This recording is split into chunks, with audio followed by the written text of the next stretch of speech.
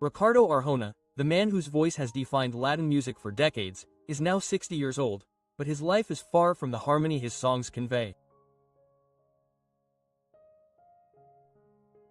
Behind the melodies lies a story of heartbreak, scandals, and family secrets that few know about.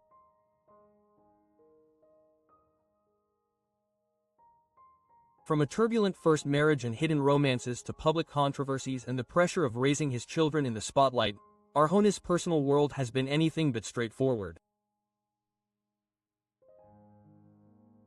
What really happened behind the scenes of his brilliant career? The answers are more tragic and more shocking than anyone could imagine, facing mortality. In early 2025, social media was flooded with alarming rumors about Ricardo Arjona's supposed death in a serious car accident.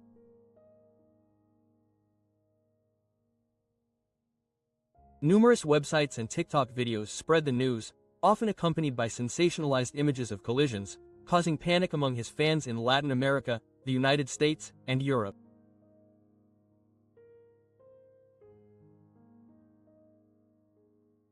The virality of these posts was amplified through shares, likes, and algorithmic promotion, demonstrating how quickly misinformation can spread when it involves high-profile figures.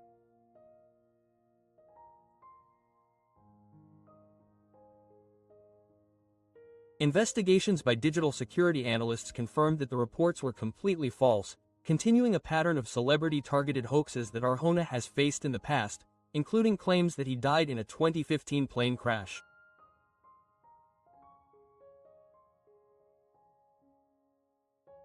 These scams sought to exploit users' curiosity in order to obtain personal data or generate traffic to fraudulent websites.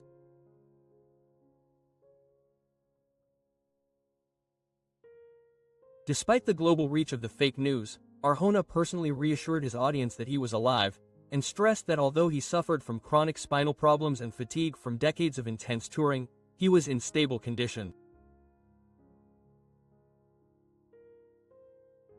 Arjona's health challenges have been protracted. In recent years, he has undergone multiple spinal surgeries, including the placement of screws and procedures to relieve compressions, as well as repeated injections to manage severe lower back pain.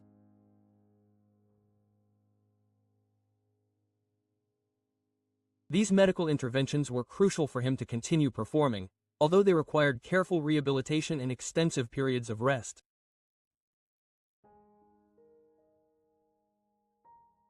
During the final stages of his Blanco y Negro tour in 2023, he reportedly received 6 injections into his spine in just 2 months in order to maintain his mobility and meet the demanding back-to-back concerts.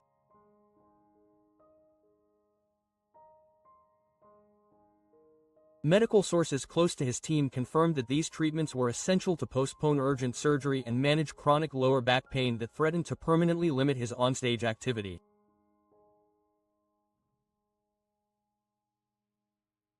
In parallel with this medical care, Arjona was preparing his new album, Seco, which reflects both his physical struggles and his emotional resilience.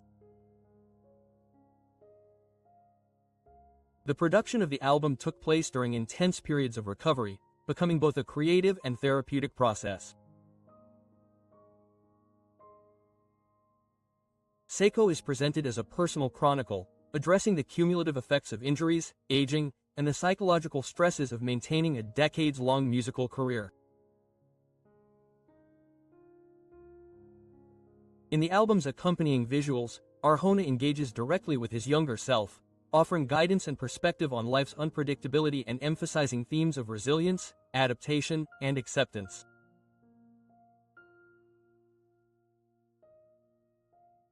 Analysts of his career have noted that Seco represents some of his most introspective work, combining autobiographical content with reflections on universal challenges such as mortality, resilience, and balancing personal and professional demands. Critically, the release of Seco highlights Arjona's relevance and ability to connect with audiences despite physical limitations. It is both a creative response to adversity and a testament to survival, demonstrating how he has adapted to health crises while continuing to deliver music that moves his fans, balancing music, sports, and education.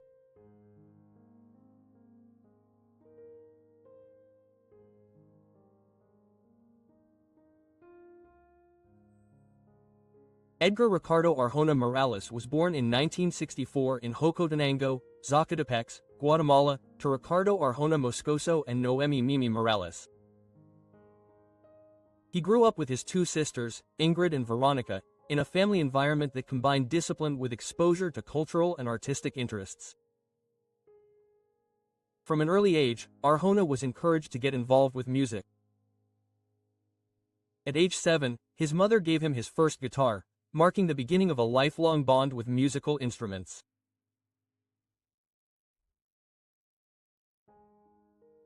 At age 12, he composed his first song, Gracias al Mundo, a piece that not only reflected his budding artistic sensibility but also a social conscience, as it was inspired by international aid following the devastating earthquake of February 4, 1976 in Guatemala.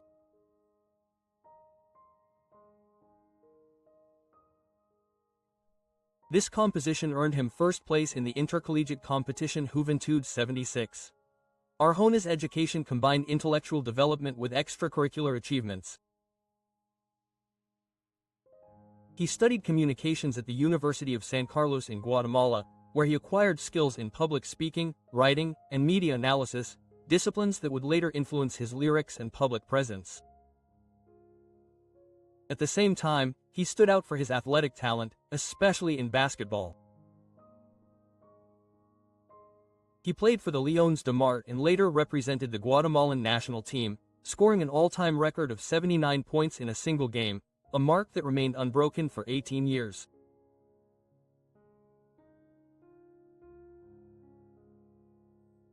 Concurrently, Arjona worked as an elementary school teacher, teaching multiple grades and handling responsibilities that included lesson planning, student evaluation, and supervising extracurricular activities.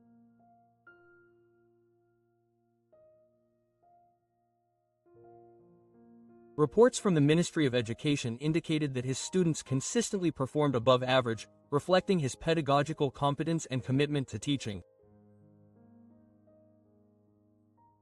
Combining musical talent, athletic ability, and intellectual development during his formative years, Arjona cultivated a foundation of resilience and adaptability. In the late 1980s, Ricardo Arjona's life brought both opportunities and challenges. He released his first album Déjame Decir Que Te Amo, which failed to achieve commercial success, leaving him at a crossroads in his budding musical career. Seeking greater exposure, he traveled to Argentina in 1988 to participate in the OTI festival. Although he did not win, the experience allowed him to perform in front of international audiences and expand his professional network, laying the groundwork for future opportunities. His time in Argentina and subsequent relocation to Mexico marked the beginning of his integration into the broader music markets of Latin America, where he would continue to hone his style, build his repertoire, and navigate the challenges of the recording industry. Even after achieving fame, Arjona never fully abandoned his passion for sports. Basketball remains a recurring thread in his life, connecting him to his youth and providing him with an anchor outside of the music world. The discipline that allowed him to excel on the court is reflected in his creative output, a balance of physical strength, precision, and expressive freedom that has defined his artistic persona.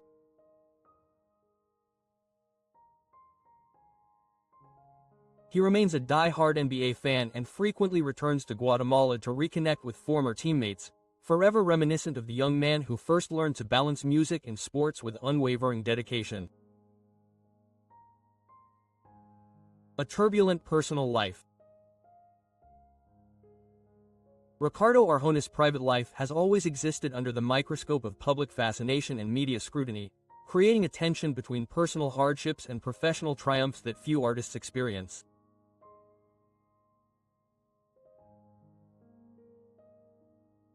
His first marriage to Puerto Rican model Leslie Torres began in 1992 with a brief, impulsive ceremony in Las Vegas, a decision shaped by youthful passion, the challenges of a long-distance relationship, and the early pressures of a burgeoning music career. The union initially seemed promising. The couple welcomed daughter Adria that same year, and son Ricardo Jr. was born 2 years later. Beneath the surface, however, the marriage was plagued by interpersonal tensions and emotional turmoil that would later dominate headlines.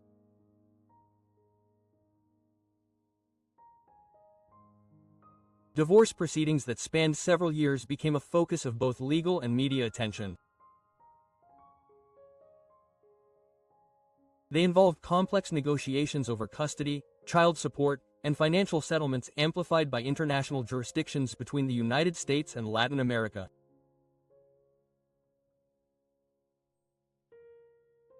Torres cited a tumultuous domestic environment as justification for her lawsuits, describing episodes of conflict that painted Arjona in a controversial light, while he actively defended his actions and advocated for joint custody.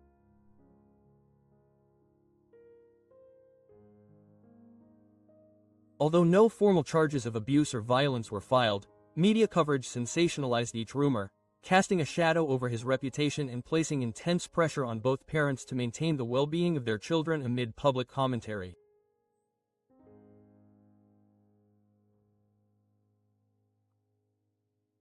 Amid the turbulence of his first marriage, Arjona developed a relationship with Venezuelan model Daisy Arbelo, whom he met in 1998 while filming the music video for Dime Que No.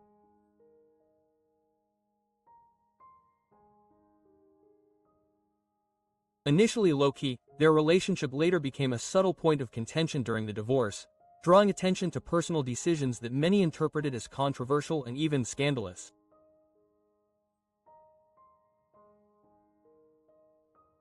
It wasn't until 2006, after years of private dealings and complex negotiations, that Arjona and Arbelo formalized their relationship, demonstrating a careful and deliberate approach to love that contrasted sharply with the impulsiveness of his first marriage.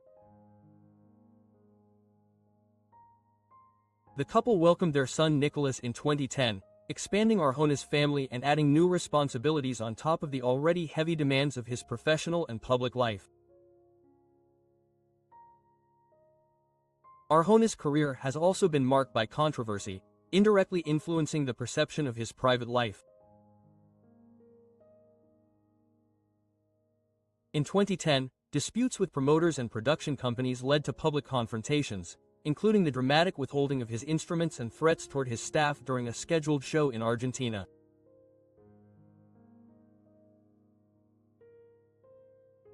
These widely reported incidents portrayed him as both uncompromising and vulnerable to exploitation, adding layers of tension to his already complex personal life.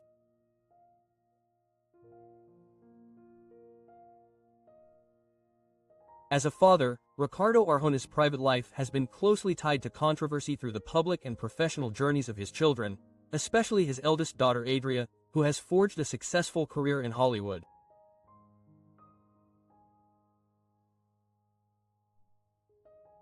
Adria's presence in the global entertainment industry has subjected her, and by extension her father, to intense scrutiny.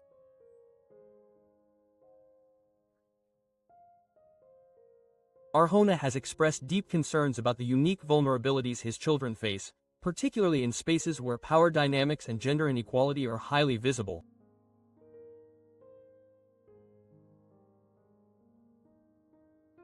The emergence of the #MeToo movement amplified these concerns, prompting him to speak candidly about sexual harassment, consent, and the responsibility of victims to come forward early. In interviews, he underscored how silence can perpetuate cycles of abuse and complicity, drawing on his own family's experiences. While his comments sparked debate and occasional criticism for their assertive tone, they reflected the intensity of a father navigating the complex intersections of celebrity, personal ethics, and parental duty.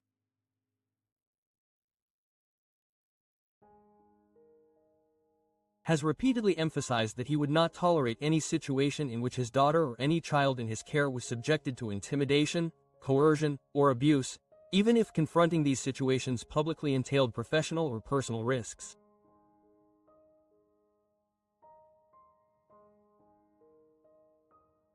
Beyond family, Arjona's life has been peppered with allegations of infidelity, legal disputes, and intense media scrutiny.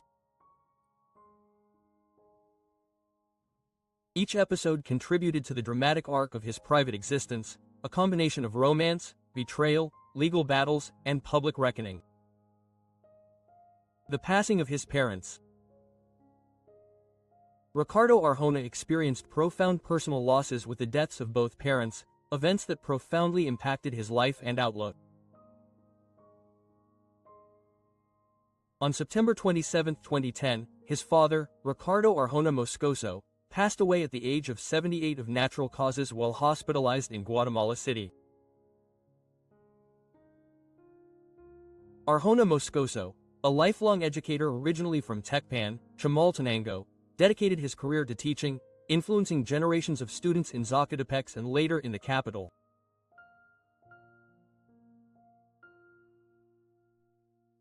His passing prompted Arjona to immediately return to Guatemala to attend the funeral held at a private cemetery chapel in Mixco.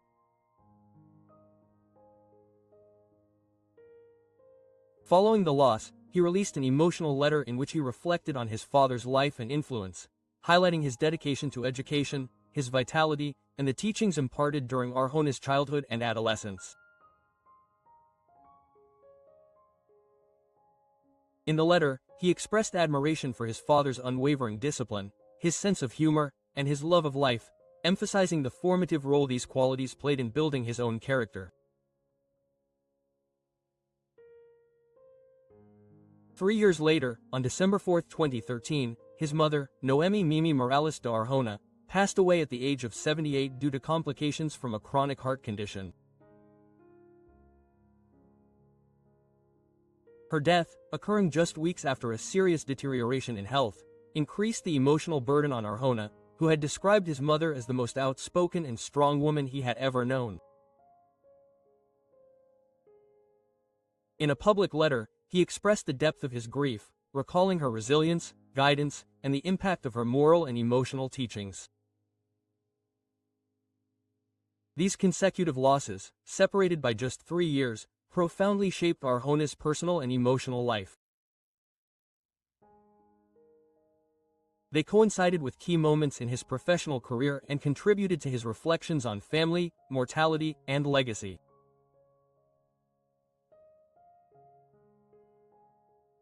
Arjona publicly connected these experiences to his music, dedicating, for example, the song, "My Girlfriend Is Getting Old," to his mother and choosing to stop performing it after her passing as a show of respect for her memory.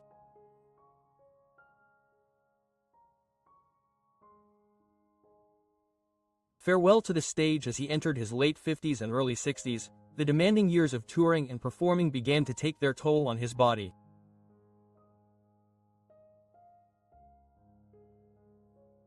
Chronic spinal problems, including lumbar disc degeneration and nerve compression, became increasingly significant, requiring repeated medical interventions.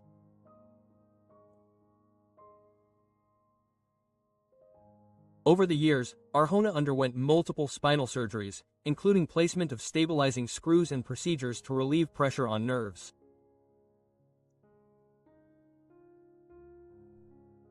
These surgeries required extensive post-operative rehabilitation, including physical therapy, strength training, and controlled mobility in order to continue performing without aggravating his condition.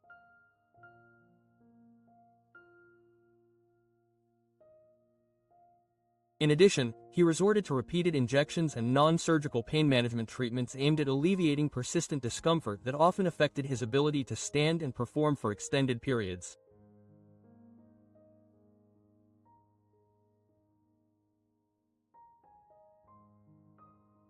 The physical toll became particularly acute during the final stages of his Blanco y Negro tour in 2023. Arjona publicly acknowledged that health issues combined with the strain of an intense touring schedule made it increasingly difficult to maintain the high-energy performances his concerts demanded.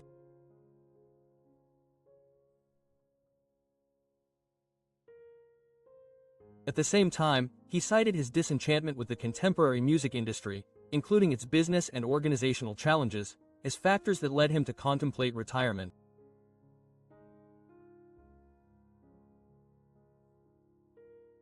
Medical sources close to his team confirmed that the combination of chronic pain, inflammation, and fatigue posed a risk of limited mobility in the long term, intensifying conversations about his professional sustainability.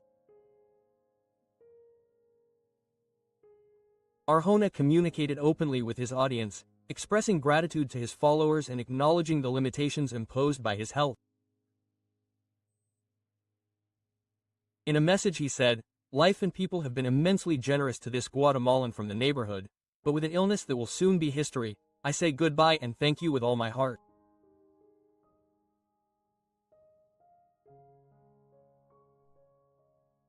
These words reflect a dual consciousness, a deep understanding of mortality and physical vulnerability, along with an enduring commitment to artistic integrity and connection with his audience.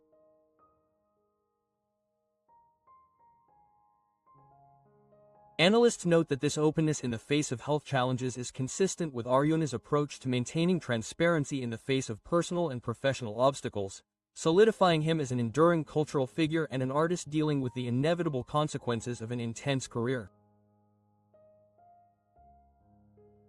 The consideration of retirement was not only personal, it also involved logistical and medical evaluations. Concert dates, album promotion, and public appearances were adjusted to minimize risks, including the postponement of certain performances and modification of formats to reduce physical strain. The Dry album represents reflection and reconciliation. Drawing on decades of experience, Arjona revisits his childhood, the challenges of his youth, and the complexities of family, love, and loss. The album confronts the death of his parents, the turbulence of divorce, and the vulnerability that comes with aging, while celebrating the enduring bond with his children. Through it, he channels his sadness, triumphs, and introspection into music that feels both intimate and universal. At over 60, Ricardo Arjona remains one of the most iconic voices in Latin music, though his personal life tells a different story.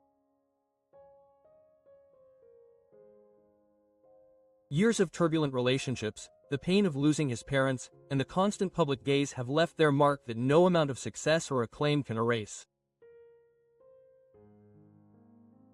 His children, his family, and even his own health have been the protagonists of a life filled with achievements, but also with quiet sorrows. How do you perceive Arjona's journey? A triumph of art over adversity or a life marked by personal tragedy? Share your thoughts below and don't forget to subscribe for more in-depth stories behind the music. Why didn't I say?